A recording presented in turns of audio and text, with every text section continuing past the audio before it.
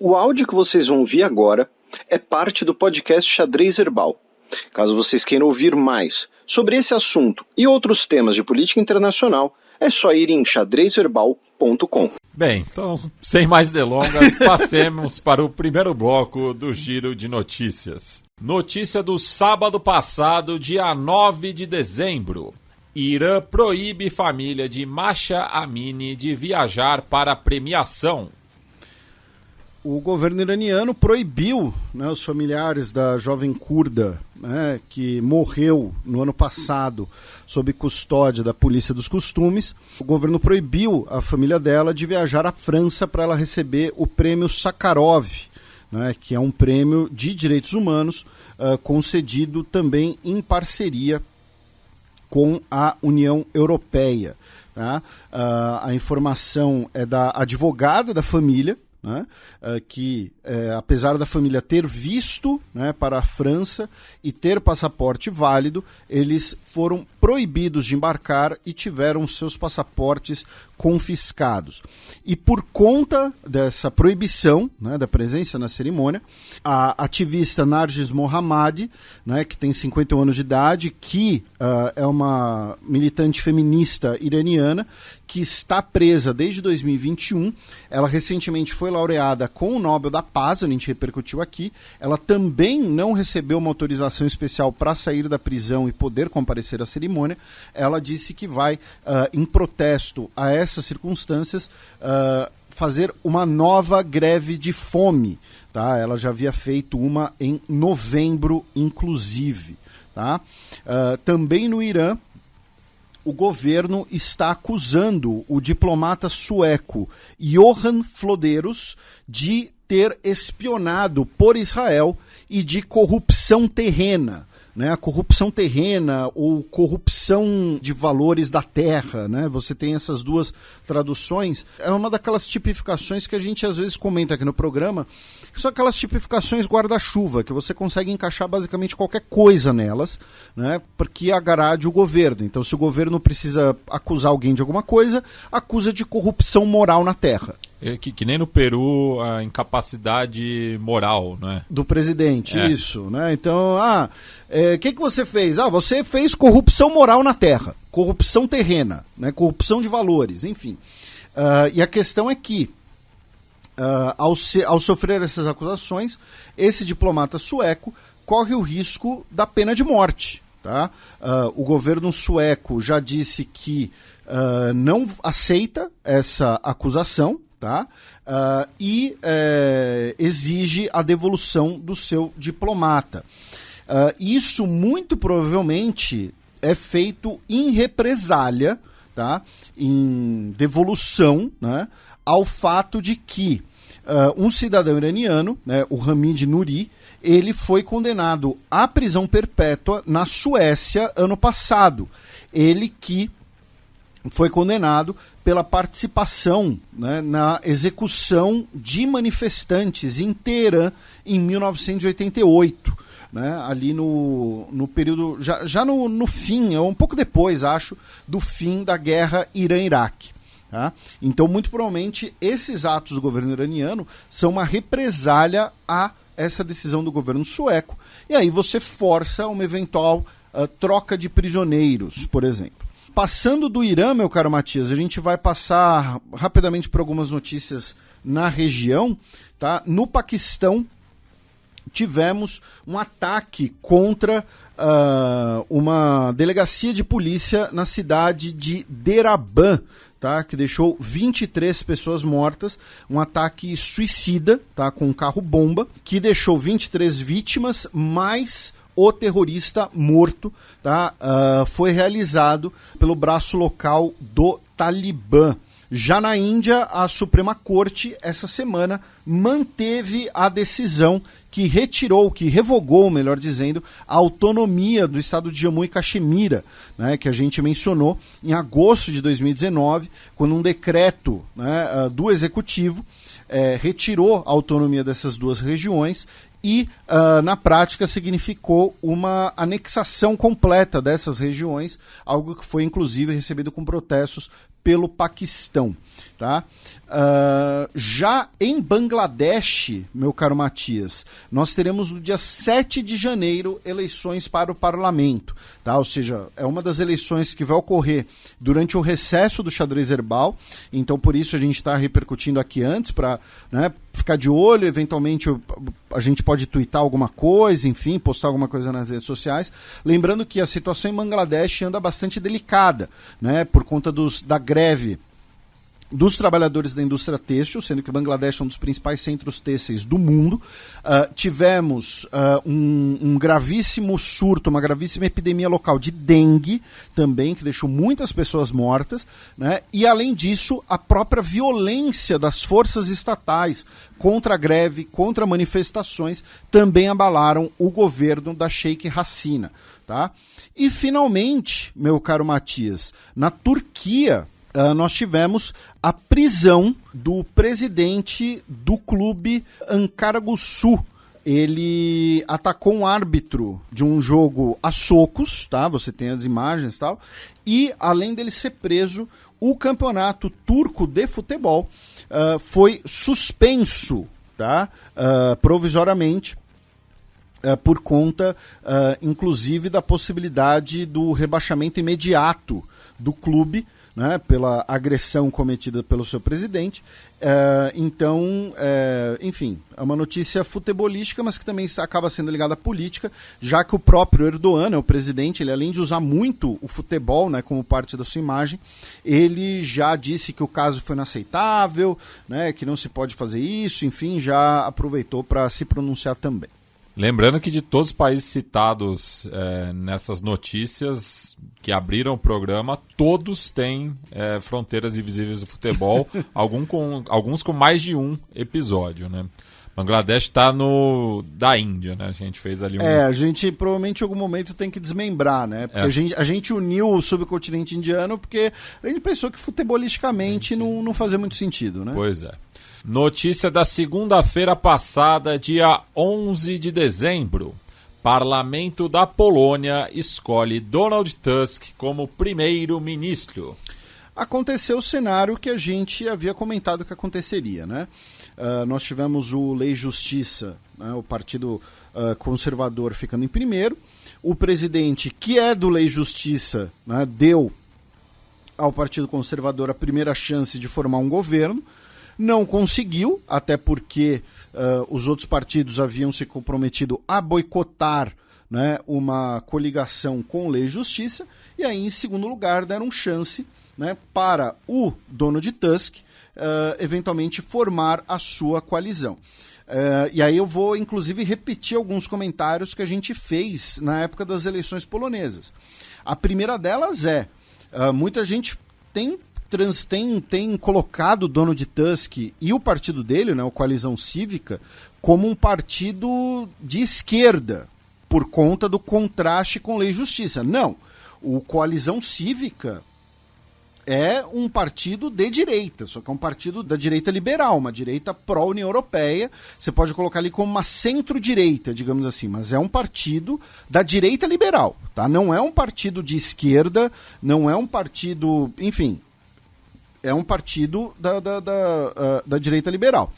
E só pegando um exemplo recente da direita conservadora, Felipe, nessa semana também, teve o caso do parlamentar, o Grzegorz Braun, que é da Confederação da Coroa Polonesa, né, que é o partido monarquista da Polônia, que numa celebração do Hanukkah no parlamento, ele pegou, acendendo, né, as velas, ele apagou com um extintor, né, porque a direita chauvinista polonesa, ela é ultracatólica, né? E o antissemitismo é histórico na Polônia, né? Então,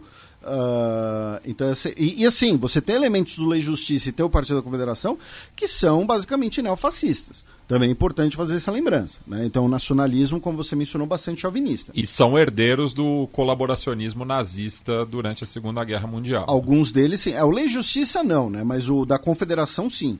Né? E aí agora nós vamos ter o novo governo, que é um governo que vai juntar a direita liberal da coalizão cívica, os partidos de centro, né, o Partido Agrário e o Partido Polônia 2050, e o partido à esquerda da Polônia, que é um partido social-democrata, também não é um partido comunista, né, é um partido social-democrata, que é, na verdade, é uma coalizão de diversos partidos, né, de esquerda, como a União Trabalhista, a Nova Esquerda, que é um partido também social-democrata. Então, acho que é importante fazer essa contextualização do cenário político polonês. Tá?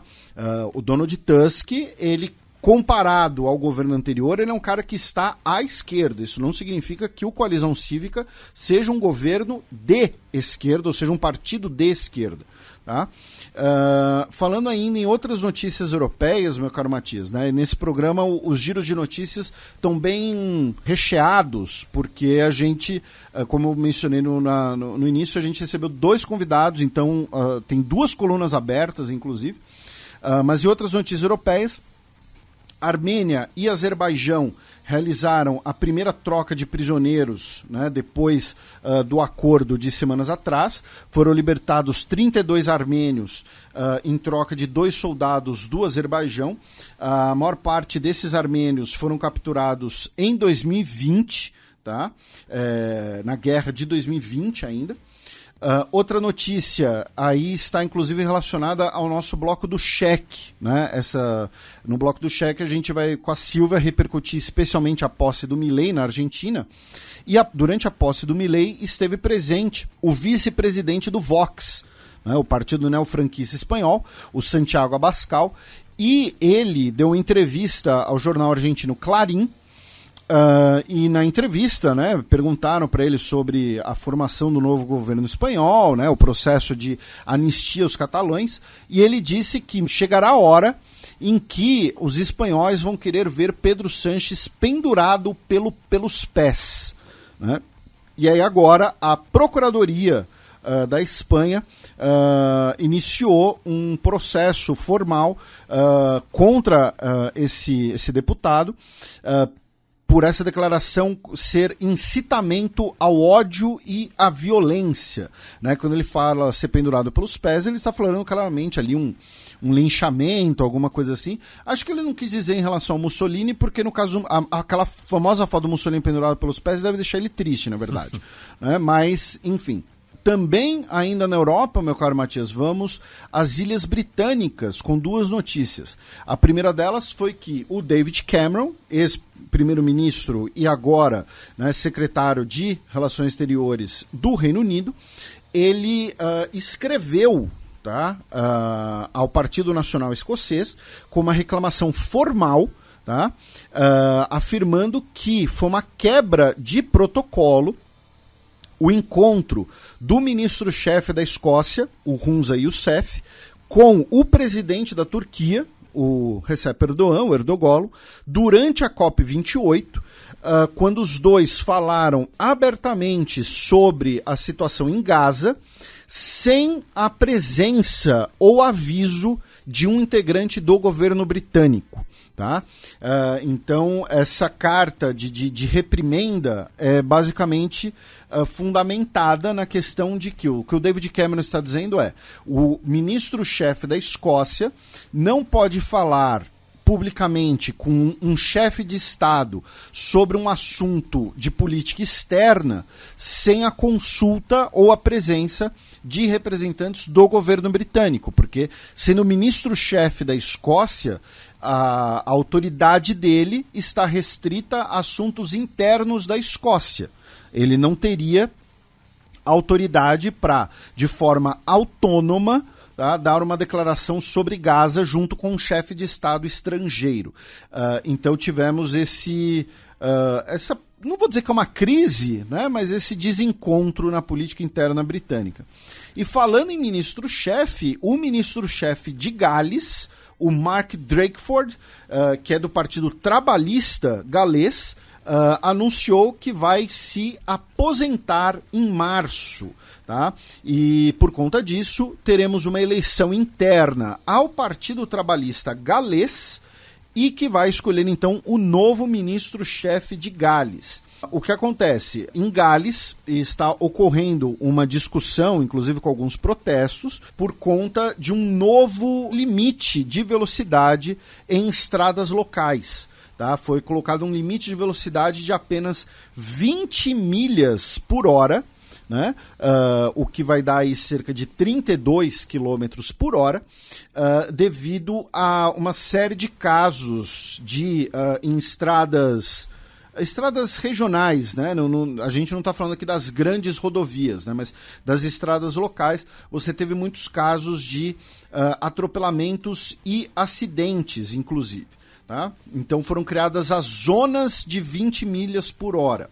E isso gerou uma repercussão, isso gerou uma polêmica, e aí por conta disso ele anunciou sua aposentadoria. Ele disse que não tem ligação com isso, tá? Que ele já pretendia se aposentar da vida pública em 2024, que ele apenas então antecipou o anúncio.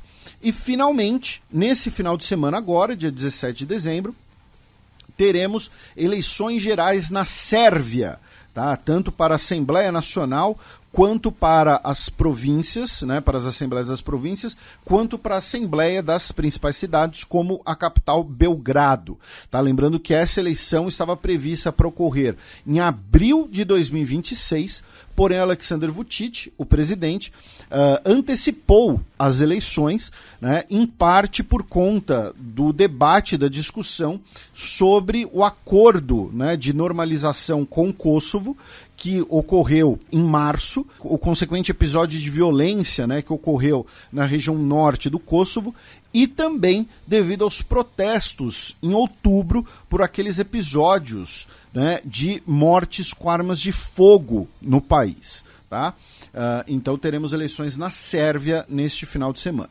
Notícia da última terça-feira, dia 12 de dezembro. Biden aciona Zelensky em batalha por pacote de ajuda à Ucrânia. O Zelensky, depois de... né, a Argentina foi uma parada do Zelensky na viagem rumo aos Estados Unidos. O Zelensky se encontrou com o Joe Biden, tanto uma reunião fechada quanto uma entrevista coletiva conjunta. O Zelensky também teve reuniões no FMI e no Banco Mundial. O FMI, inclusive, anunciou que vai liberar mais grana para a Ucrânia devido à qualidade dos índices que a Ucrânia tem exibido. O Zelensky também se encontrou com deputados e senadores dos dois principais partidos dos Estados Unidos. E inclusive repercutiu, né, que o senador republicano por Ohio, o J.D. Vance, declarou que muito provavelmente a Ucrânia terá que ceder algum território para a Rússia para o fim da guerra. Exatamente. Ele que inclusive foi um dos deputados que votou contra o novo pacote de ajuda militar à Ucrânia e que está sendo decisivo agora nesse fim de ano, né? Porque a gente vai comentar mais para frente, inclusive, né? Mas não dá para não associar, né? A Câmara dos Deputados aprovou a abertura de um processo de impeachment contra o Joe Biden. Nós estamos entrando no ano eleitoral, então você tem uma trava do voto do orçamento federal, inclusive por questões eleitorais, tanto da disputa presidencial quanto com deputados e senadores querendo, entre aspas, mostrar serviço ao seu eleitorado. E, no caso, o J.D. Vance, que você mencionou, ele, quando ele fez esse comentário, né, ele falou assim: o que mais 61 bilhões de dólares vão conseguir que os 100 bilhões de dólares que já enviamos não conseguiram, né? Então, o Joe Biden, ele tem esse problema, essa bucha nas mãos, que é, o Joe Biden quer que um orçamento seja aprovado com ajuda militar à Ucrânia, ajuda militar a Israel, e sem toda a grana que os republicanos querem para a fronteira sul. Tá? Não é que não vai ter grana para a fronteira sul. A gente fala isso desde a eleição do Joe Biden. O Joe Biden, em relação a temas migratórios, não é nenhum santinho e não ia ser nenhum santinho. Tá? Então, a diferença é a quantidade, a quantia de grana. Tá? Os republicanos falam, olha só, em vez de jogar 61 bilhões na Ucrânia, tem que botar sei lá quantos bilhões na nossa fronteira sul. Então o Joe Biden tem que, né, lidar com esse problema, essa contradição de votar tudo isso junto, e aí o Zelensky foi lá fazer parte desse diálogo, né, para tentar convencer os deputados. E aí, meu caro Matias, teve uma questão que foi muito interessante. Né? Os dois usaram o Natal como parte da sua argumentação, né? Então os dois disseram, por exemplo, que quanto mais demorar, né, para mais ajuda militar à Ucrânia, isso será um presente de Natal para o Putin. Os dois falaram a mesma coisa, os dois usaram a mesma figura de linguagem. Né? Anunciaram 200 milhões em munições para a Ucrânia. Tá? Por quê? Porque é o que o Biden consegue fazer por ordem executiva. Ele vira e fala para as Forças Armadas dos Estados Unidos, falou, libera munição aí para os caras, tá? E aí a gente vai comprar do nosso orçamento a munição substituta. O que o Joe Biden quer é uma grana a mais para mandar mais armamento. Mas enfim, só que aí teve uma declaração muito interessante do Joe Biden.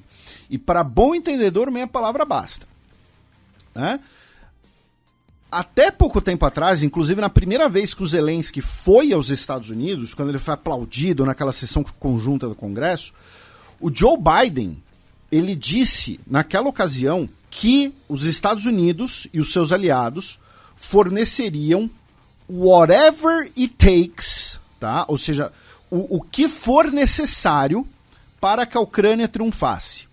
O Biden, dessa vez, ele falou que os Estados Unidos vão apoiar a Ucrânia for as long as we can. Ou seja, enquanto nós pudermos. É claro, você pode dizer, não, Felipe, na verdade ele quis dizer a mesma coisa, né? Só refraseou, tal, né? Mas você dizer, olha só, o que for necessário para vocês vencerem, a gente vai te apoiar enquanto der, enquanto pudermos, alguém pode dizer, não, os Estados Unidos sempre vão poder apoiar. Não necessariamente, né? Até porque, e a gente tem falado dessa situação aqui há meses, tá? Talvez há mais... né, mais de um ano, acho, que a paciência, especialmente de deputados que dependem que querem se reeleger, começaria a diminuir com a ajuda militar à Ucrânia, especialmente porque eles olham para a economia russa e não veem a economia russa dando os sinais de desgaste que eles esperavam que desse. Inclusive, segundo a FMI, a Rússia cresceu 3,5% esse ano, com sanções e tudo mais. Por quê? Porque, primeiro, continuam vendendo hidrocarbonetos para a Europa, a gente sempre fala isso aqui, só que agora usam o Azerbaijão e a Turquia para lavar o gás e o petróleo. Continuam comprando vários bens europeus, só que usando os países da Ásia Central como intermediário. O comércio que foi afetado entre Rússia e Europa foi substituído pela China, pela Índia, tá? O russo endinheirado, a gente falou aqui no começo, né? Teve lá o iate que foi apreendido, teve a vila que foi apreendida e tal, mas a maioria dos russos endinheirados conseguiram dar um jeito de maquiar o seu patrimônio ou então transferir o seu patrimônio e sua grana para locais onde eles não seriam afetados, como os Emirados Árabes Unidos. Tá? Né? A gente também já explicou isso aqui. O russo endinheirado, ele foi para 3 destinos: Israel, Emirados Árabes Unidos e Indonésia. Tá? O russo classe média foi para Armênia e Cazaquistão, e o russo ferrado, fugindo do alistamento, foi para Geórgia e Cazaquistão. Então é basicamente isso. A Rússia não está sofrendo o impacto econômico que os Estados Unidos achavam que ela sofreria. E que muita gente achava também, e que faria sentido. E assim, com todo respeito, 61 bilhões de dólares é muita grana. É muita grana. Tá? Não é aquela quantia de grana que é muito para mim, pro Matias, pro nosso ouvinte. Não, é aquela quantia de grana que, assim, que muda dos caminhos de um país. Tá? 61 bilhões de dólares, por exemplo, é quase... Olha só, gente, pra gente ter uma ideia aqui de montante. 61 bilhões de dólares, que é esse pacote de ajuda militar à Ucrânia, é quase o valor total que a ONU estima que é o prejuízo desde 1960 do bloqueio do embargo contra Cuba pelos Estados Unidos, que é mais que o PIB cubano, tá? Então, assim, é muita grana, 61 bilhões de dólares. Não é à toa que você tem muito deputado, muito senador que, pressionado pelo seu eleitorado, está falando, não, porque a gente tem que mandar essa grana para a Ucrânia? Tem que botar essa grana na nossa fronteira sul, tem que botar essa grana no sistema de saúde, tem que botar essa grana, enfim, não sei aonde, mas não seria na Ucrânia para eles. E também na terça-feira passada, Xi Jinping chega ao Vietnã para visita de Estado. O presidente chinês está no Vietnã, tá, nesse momento enquanto gravamos, então não temos ainda uma conclusão dessa visita. Tá? É a primeira visita de Estado do Xi Jinping ao Vietnã em 6 anos. Lembrando que a gente sempre faz esse comentário aqui, né? Muita gente pode pensar pelo senso comum, China e Vietnã são os dois comunistas e são vizinhos, eles devem ser super amigos. Não, eles têm diversas questões históricas, e questões, divergências políticas recentes, né? O Vietnã, inclusive, travou uma breve guerra contra os chineses e venceu, né? Pouco tempo depois da guerra do Vietnã contra os Estados Unidos. E vamos lembrar, 3 meses atrás, foi o Joe Biden que visitou o Vietnã. E naquela época, naquele contexto, nós tivemos uma visita de um porta-aviões dos Estados Unidos ao Vietnã, realizando inclusive um breve exercício naval conjunto. Então, é possível que aquela visita do Joe Biden e essa cooperação militar, lembrando que a doutrina de política externa do Vietnã se chama política dos nãos, né? E uma delas é não ter uma aliança militar estrangeira, tá, com forças estrangeiras, e não permitir forças estrangeiras no país. Então não é que o Vietnã assinou uma aliança com os Estados Unidos, mas você tem uma aproximação, porque o Vietnã tenta ser um player regional que... Tenta não, né? É um player regional que tenta dialogar com todas as potências do Pacífico. Então é possível que essa visita do Joe Biden tenha acendido ali um breve alerta, né, no governo chinês, tá, para essa visita. Então, o Xi vai ficar no Vietnã até amanhã. São esperadas assinaturas de 37 acordos, inclusive de um novo projeto ferroviário transfronteiriço, ou seja, uma conexão ferroviária ligando o Vietnã à República Popular da China. Então, é interessante ficar de olho nisso. E além disso, Matias, na Bacia do Pacífico, o governo filipino, essa semana, no dia 11, convocou o embaixador chinês no país para esclarecimentos, depois dos diversos episódios ali, né, de desentendimentos, digamos assim, nas águas do Mar do Sul da China. Já no Japão, nós temos 3 notícias. A primeira delas é que o zoológico do parque de Inokashira, que fica em Tóquio, está sendo investigado pelo envenenamento de 31 esquilos. Eles iriam passar por um tratamento médico antiparasitas como parte de uma precaução sanitária. Porém, esse tratamento médico, não se sabe se a substância foi substituída, enfim, ocasionou a morte de 31 dos esquilos, no caso o esquilo de Hokkaido, tá? Que é uma espécie nativa. Então, se uma pessoa intencionalmente envenenou os esquilinhos, eu quero que você sofra todas as piores torturas do mundo. A segunda notícia é que 3 ex-soldados japoneses,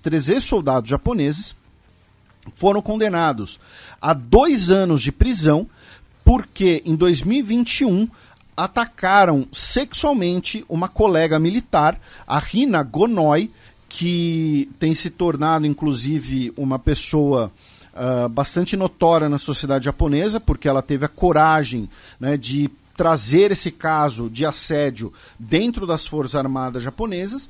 Porém, essa condenação de 2 anos é uma condenação suspensa, né? Então é como se eles estivessem condicional, eles não podem cometer algum outro crime nesses 2 anos. E finalmente, algo muito interessante para as próximas semanas, durante o recesso do Xadrez Herbal, que é o governo japonês está numa crise de popularidade, numa crise de imagem gigantesca. Né? Primeiro, o Kishida Fumio, né, o primeiro-ministro japonês, hoje ele não era eleito para síndico do prédio dele.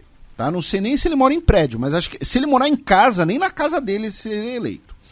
E essa semana, na verdade ontem, 4 ministros anunciaram a renúncia, tá? Depois da acusação de que eles levaram subornos, propinas de 500 milhões de ienes para casa. Tá? O que dá aí mais ou menos 3 milhões e meio de dólares. Tá? Então, o chefe de gabinete, o ministro de Economia e Indústria, o ministro do Interior e o ministro da Agricultura, todos eles anunciaram a sua renúncia.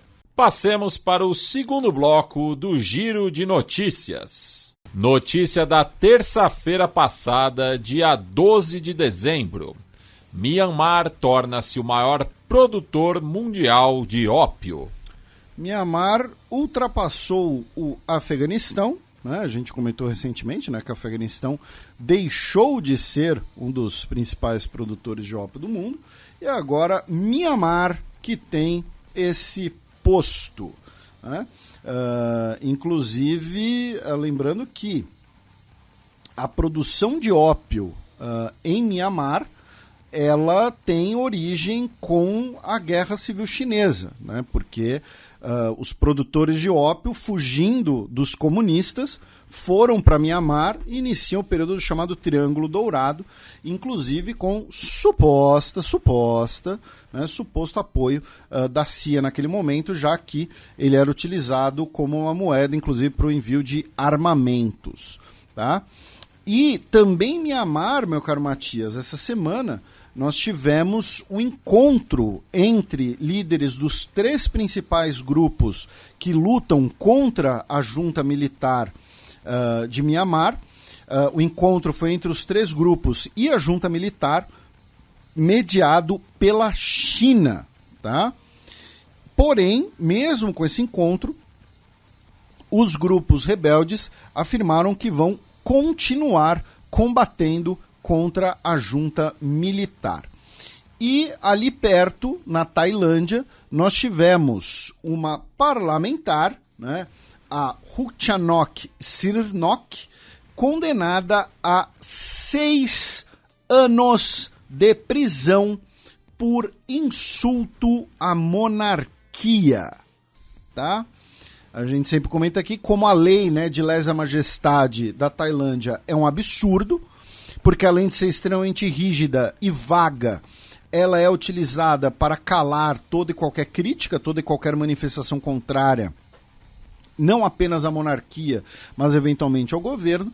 Então, a pessoa ser condenada a 6 anos de prisão por posts em redes sociais criticando a monarquia. Então, não é que ela fez posts falando, sei lá, todos os palestinos têm que morrer, todos os judeus têm que morrer, todos os, não sei, insira aqui um grupo nacional, uma identidade religiosa, enfim, todos têm que morrer. Não é que ela fez posts dizendo, pessoal, tô aqui, tô vendendo drogas, quem quiser é só me procurar. Não, ela criticou a monarquia, ela criticou o governo e pegou 6 anos de cana, tá? Não teve ameaça de violência, enfim, um negócio absurdo. Notícia da quarta-feira passada, dia 13 de dezembro. Ataque com míssil russo fere mais de 50 pessoas em Kiev. Tivemos cerca de 10 mísseis russos disparados contra a capital ucraniana. Eles foram abatidos pelos sistemas de defesa, porém os destroços dos mísseis caíram atingindo 4 bairros diferentes e deixando pelo menos 53 pessoas feridas e também causando alguns incêndios, tá, na capital ucraniana. Também falando em guerra na Ucrânia, o governo do Reino Unido anunciou que vai ceder 2 navios antiminas para a marinha ucraniana, inclusive como processo de limpeza de minas marítimas no Mar Negro. No caso, são 2 navios da classe Sundown que entraram em serviço no final dos anos 1980. Tá?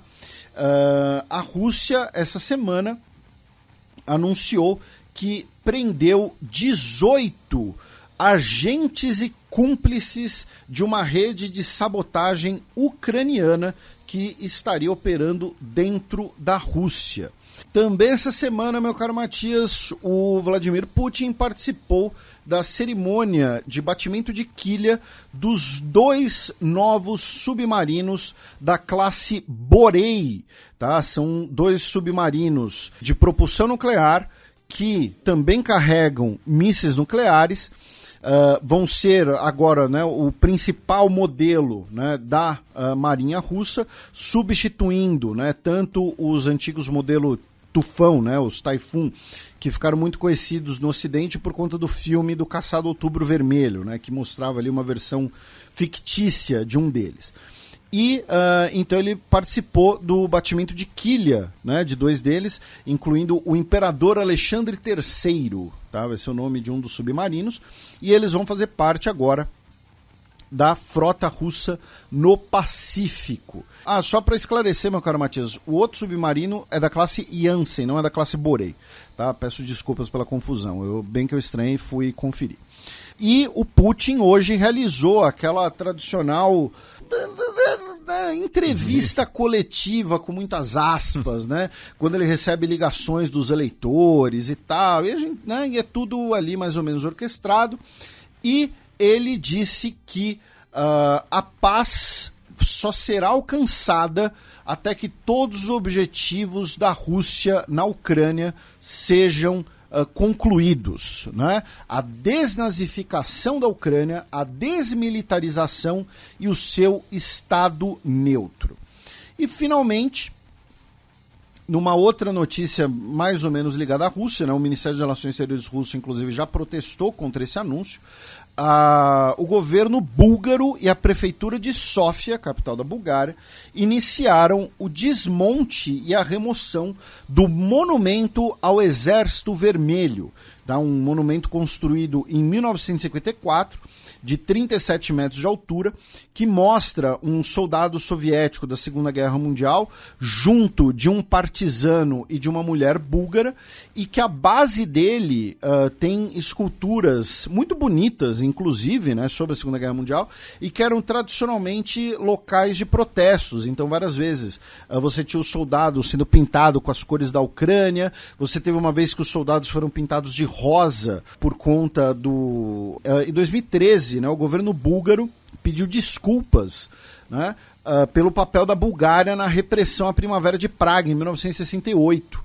Né, e aí, como naquela circunstância, pintaram de rosa, né, porque você tem o tanque rosa em Praga, justamente. Né, já pintaram os soldados soviéticos ali de super-heróis da Marvel, da DC, enfim. E agora anunciaram que a estátua vai ser desmontada, vai ser enviada para o Museu de Arte Socialista, que é uma espécie de cemitério de estátuas em Sófia, e a região do monumento, né, o pilar e o parque adjacente, vai ter uma votação para decidir o que será feito. E aí entram 2 coisas interessantes. A primeira delas, 3 coisas, na verdade. A primeira delas é uma discussão pertinente a toda e qualquer cidade do mundo. Aqui em São Paulo, talvez o caso mais conhecido seja o do Borba Gato, que é o que fazer com monumentos e estátuas depois que elas passam a ser questionadas por terem perdido o seu sentido, ou por, enfim, às vezes um questionamento até mesmo estético. Né? A segunda delas é a discussão sobre memória coletiva e sobre espaços públicos de memória, especialmente no leste europeu, pós-fim da União Soviética. Né? Só que nesse caso aqui, vejam, não é um monumento ao comunismo, é um monumento ao exército soviético pela libertação da Bulgária durante a Segunda Guerra Mundial. Porque a Bulgária ela tem uma história muito particular na Segunda Guerra Mundial. Né? A Bulgária tinha um governo fascista que se alia à Alemanha nazista, ocupa inclusive territórios jugoslavos, né, como a atual Macedônia do Norte, participa da invasão soviética, mas ao mesmo tempo você tem uma proximidade cultural, ainda tem, e tinha, né, muito forte entre Bulgária e Rússia. Né? E aí então, quando o primeiro soldado do Exército Vermelho pisa na Bulgária, a Bulgária ela muda de lado, a Bulgária vira casaca. Né? Então, enfim, tem uma discussão aí também muito interessante. E a terceira discussão é sobre o próprio espaço público, né? Por quê? Porque tem pessoas, e aí se tiver algum ouvinte nosso que mora em Sófia, que estiver acompanhando isso mais de perto, por favor, mande informações, porque isso já é mais difícil de conseguir em inglês. E o Google Tradutor, né? O Google Tradutor ele funciona bem para línguas mais conhecidas, né? Para algumas línguas ele não vai ser tão eficaz como acaba sendo um pouco o caso do búlgaro, né? Mas que a área onde fica esse monumento, ela é uma área bastante valorizada. Então, a retirada desse monumento, que é uma proposta que já existia há 20 anos, né, mas agora ela vai ser executada, também poderia estar ligada a projetos ali privados em relação ao uso do espaço. Então, vão construir, sei lá, um shopping, alguma coisa assim, não sei, tá? Porque, como eu disse, isso está um pouco mais complicado de conseguir informações. Então, se algum ouvinte nosso morar em Sófia, alguma coisa assim, por favor, mande informações sobre isso. Também ontem, quarta-feira, dia 13, Câmara dos Estados Unidos aprova a abertura do processo de impeachment de Biden. Temos aí, né, a concretização, né, da ideia do parlamentarismo no presidencialismo, né, que é, se a oposição tem a maioria das cadeiras, você inicia um processo de impeachment. Né? O grande exemplo disso é o Peru. Né? E no caso é unicameral. Isso, ainda tem essa. Né? Mas então temos a abertura do processo de impeachment na Câmara dos Deputados. Isso vai facilitar, né, que as próprias comissões da Câmara tenham um poder de investigação para eventualmente descobrir podres do Joe Biden no ano eleitoral, tá? E aí o que acontece, né? Você vai ter, se você tiver um relatório final que favoreça o impeachment, aí muito provavelmente teremos a repetição do cenário com o Donald Trump, né? Que é você ter a aprovação do impeachment na Câmara e o presidente ser salvo no Senado. É a mesma coisa que aconteceu com o Bill Clinton, porque no Senado os democratas têm maioria. A grande questão, tá? O grande ponto de aprovar esse impeachment, gente, é darem poder de inquérito para as comissões da Câmara. Alguma delas certamente será controlada pelos republicanos, e aí tentar achar todo e qualquer podre sobre o Joe Biden no ano de campanha, tá?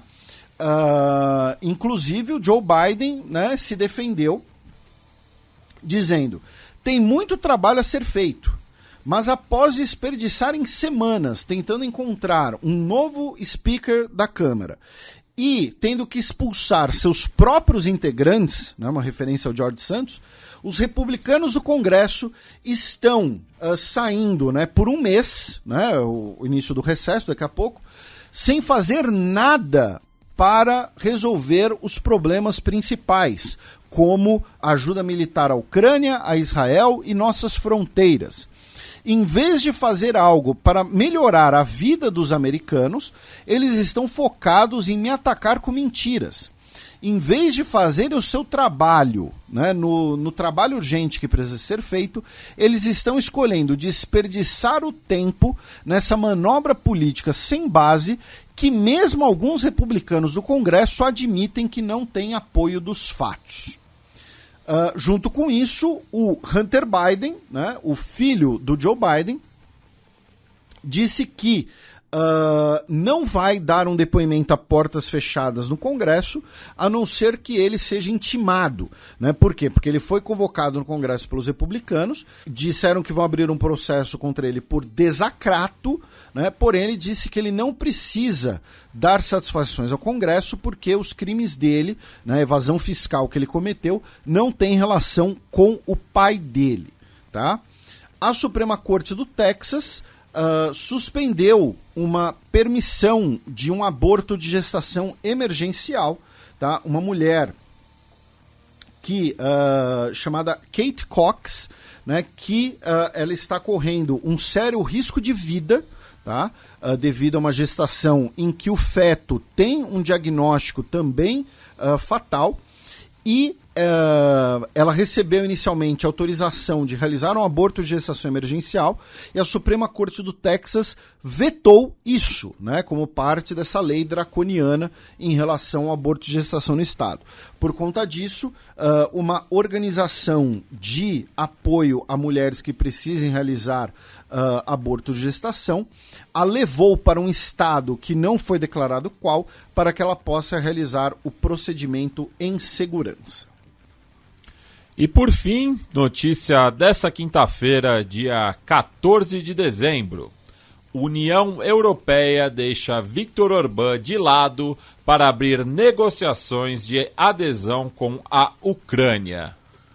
Então, vai ter o Zelensky vai vender a ideia de que ele dobrou o Viktor Orbán quando eles se encontraram na Argentina e fez o Viktor Orbán aceitar a adesão da Ucrânia, O que está ocorrendo na União Europeia nesse momento é um absurdo.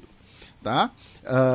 Foram duas manobras. A primeira delas os nossos ouvintes devem se lembrar, né, que a Hungria foi condenada por violar algumas das cláusulas democráticas da União Europeia e por isso teve fundos da União Europeia suspensos para a Hungria. Junto com isso, Viktor Orbán, que é um governante próximo da Rússia, falava que iria vetar tanto a ajuda militar de 50 bilhões de euros para a Ucrânia, quanto as conversas de ascensão. O que a União Europeia fez? Liberou 10 bilhões de euros para a Hungria. E, em troca, a Hungria se absteve do voto sobre a Ucrânia. Tá? O que aconteceu? Sob sugestão do Olaf Scholz, primeiro-ministro da Alemanha, na hora de votarem sobre a Ucrânia, começar as conversas, né, ser oficialmente convidado a conversar essas conversas, o Viktor Orbán se levantou e saiu da sala. Tá? Foi uma abstenção por ausência. É descarado, tá? Porque o Orbán ele já estava comprometido politicamente, tanto dentro do seu país quanto nas suas relações exteriores, a votar contra, porém, liberaram os 10 bilhões de euros, ele não queria votar a favor de nenhum jeito, então ele simplesmente levantou e saiu da sala. Tá? Agora, Ucrânia e Moldova iniciaram oficialmente, né, as negociações de ascensão e a Geórgia se tornou oficialmente país candidato à União Europeia. E eu vou manter o que eu já disse aqui. A Ucrânia não vai entrar na União Europeia tão cedo. Tá? Os países da União Europeia vão ceder ajuda, vão mandar dinheiro, as empresas europeias vão investir na Ucrânia porque estão interessados no lucro que o mercado ucraniano representa, mas é um país enorme, com uma população enorme, com uma série de problemas estruturais que não condizem com as condições da União Europeia. A União Europeia já está traumatizada o suficiente, não terminou nem o processo da Bulgária e da Romênia direito. Né? Vamos lembrar que a Bulgária ainda tem uma série de restrições em relação ao resto da União Europeia. Tá? E a Ucrânia é 3 vezes uma Bulgária, né? Falando em proporção. Então, enfim, então é uma decisão bastante simbólica, importante do ponto de vista simbólico, sem dúvida nenhuma. Agora, sobre o orçamento da União Europeia e se teremos ou não esses 50 bilhões de dólares em ajuda à Ucrânia, aí a gente só vai falar disso no ano que vem, infelizmente, porque isso ainda não foi decidido. Outra coisa que foi decidida é que a União Europeia vai anunciar a sua 12ª rodada de sanções contra a Rússia.